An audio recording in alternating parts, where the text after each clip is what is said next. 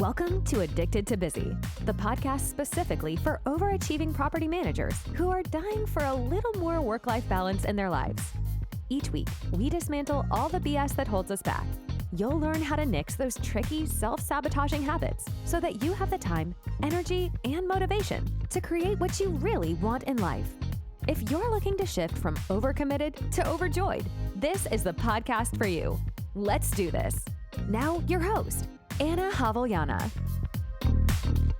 Hello, and welcome back to Addicted to Busy.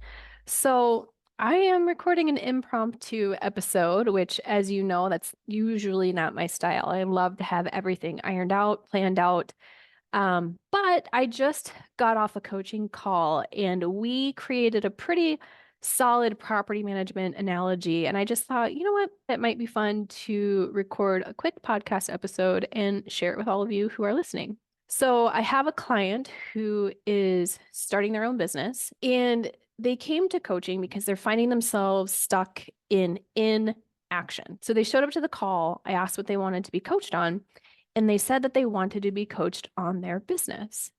So we got to talking about what was going on. We started to find out that they were spinning in inaction. So what that can look like is having a lot of ideas, but taking action on none of them.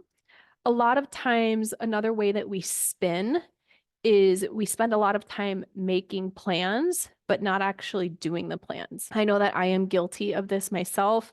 A lot of times I will sit down and brainstorm ideas for Addicted to Busy and the coaching program, but that's actually just a distraction. It's not actual work that provides any tangible result. As we got to talking, this client was expressing a lot of concerns about being able to replace their current income with the income from their business. Now, when they originally showed up to the coaching call, they wanted to talk about their action plan.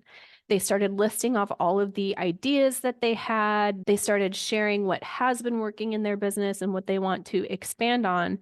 So they were really focused on the actions that they needed to take in order to create the results that they wanted to see.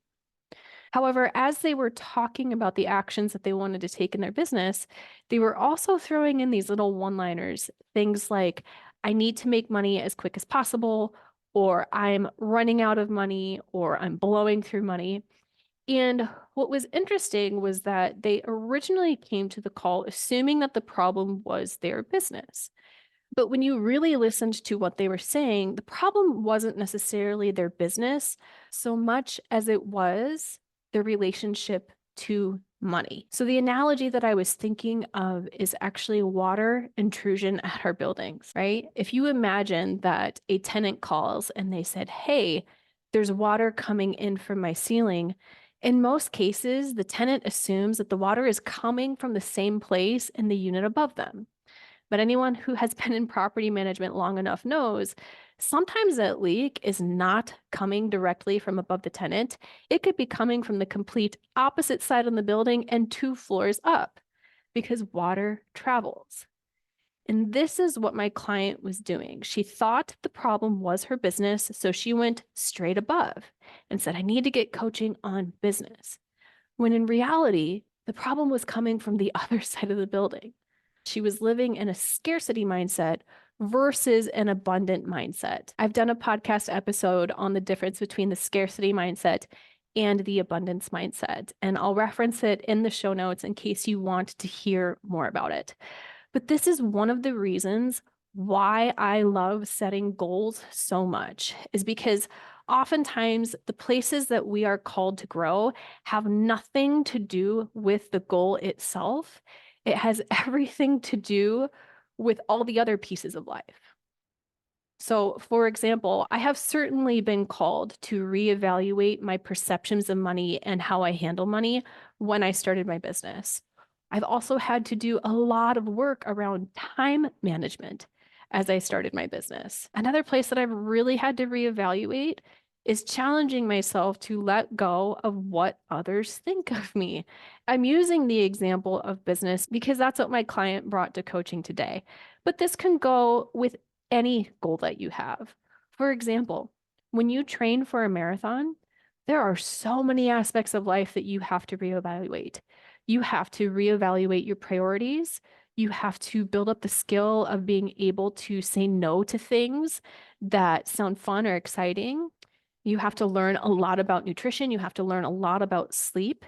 And even though you're doing all of these things to try and get the goal of finishing a marathon, learning these lessons will pay off in other aspects of your life as well. Again, the problem isn't always coming from directly above.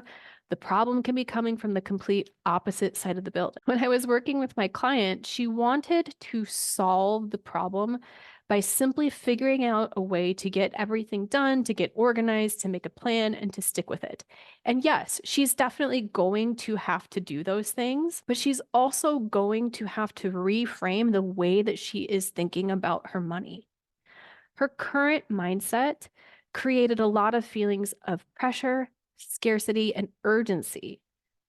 Now, I don't know about you, but I certainly don't want to feel pressure and urgency when I'm trying to create a product to sell to someone. I'd prefer to be operating from the feelings of service, gratitude, and contribution.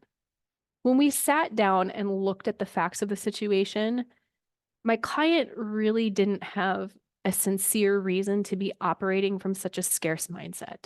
She did, in fact, have a savings account. She had other investments that, in a pinch, if shit really hit the fan, she could get the money that she needed in order to maintain the current lifestyle that she was living. So the story that she was telling herself in her mind didn't even match up with the facts of her life, which was that she was well off, she had plenty of time, and she was generating income in two different places. At one point during our session, she even said, "Hey, I thought that I had a really great relationship with money. I thought that I had a really good understanding of money." And the truth is, she does. She did. However, that was at a time when she was only working a single full-time job. So that mindset worked very, very well for her as an individual with a single full-time job.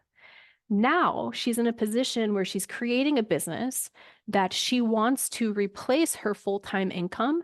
So her mindset from before isn't going to work. This is a completely different game. It's a completely different way of thinking about money. So she's going to have to change her mindset, right? So it's kind of like the analogy that I think of is like children's clothing, right? As that child grows, you have to buy the kid new clothes. You cannot put toddler clothes on a 7-year-old kid, right? And so the same thing is true of our mindset. As you grow, and as you pick new goals for yourself, your old mindsets aren't going to work in new arenas. You have to challenge everything that you know. You have to challenge the stories that you tell yourself. You have to reevaluate the facts of your life in order to get yourself to a place where you're at the next level. Again, this is why I love goal setting so much, is because anytime you set a goal, you are most likely asking yourself to do something that you have never done before. And in order to do that, you do have to challenge your current belief system. And I'll be really honest with you, that process is frustrating and it's challenging. Oftentimes, it can be very scary. In certain situations, it will affect the way that you show up in the world. It could affect the lives of others around you. But that, again, is what goals are all about, is evolving to the next level and challenging yourself to do things that you have never done before. Life is going to be uncomfortable no matter what you do, where you are, how much money you make, or what profession you're in, what industry you're in, right? It's that concept of yin and yang. There's good, there's bad, there's happy, there's sad, there's, all of these dualities of emotions and experiences. When you consciously choose the things that you want to go after, it gives meaning to the challenging parts of life, right? If we feel discomfort because we've asked ourselves to do something that we've never done before, we're also going to feel the joy of having done it.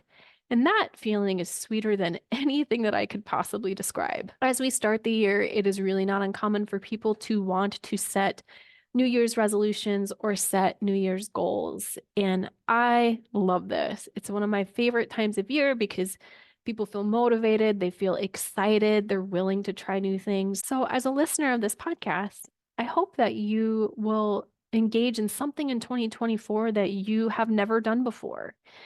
And if you do, I will caution you that the things that you think you might need to work on will surprise you. When you set a goal, when you go after something that you've never done before, you don't know all the ways that you need to grow. But that is one of the most exciting parts about the process is seeing who you will become once it's all said and done. Thanks for joining me on this impromptu episode.